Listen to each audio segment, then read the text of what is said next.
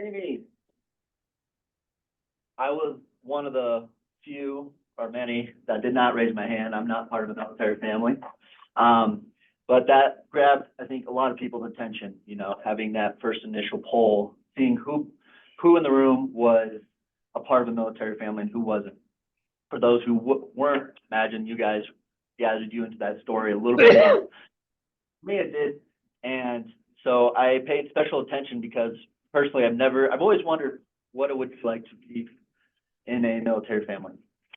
And with that, you started off by talking about how you and your mother were talking and you wanted to, and she was sharing, about her remorse with maybe bringing you through that lifestyle and how that could have been a burden on you. But at the end, you wrapped it up and you actually consoled your mother about how you were super thankful about that experience.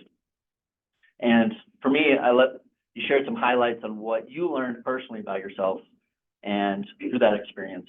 With that, I think we all forget to reflect on certain things in our past, and you tell the story about how you learned about yourself through the military family, which I thought was super invaluable. You keep in touch with writing letters which is a skill most people lose.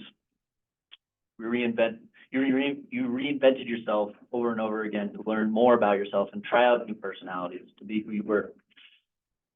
And your ability to share that emotion with everybody, and those steps and what you learned about yourself really brought out more emotion in myself about how I could be more vulnerable in those situations as well. So that's what I applaud you on, is how vulnerable you were sharing those moments. Hardships in the military, I imagine. I grew up in a strict household, but I couldn't imagine growing up in a military household. So you really learn,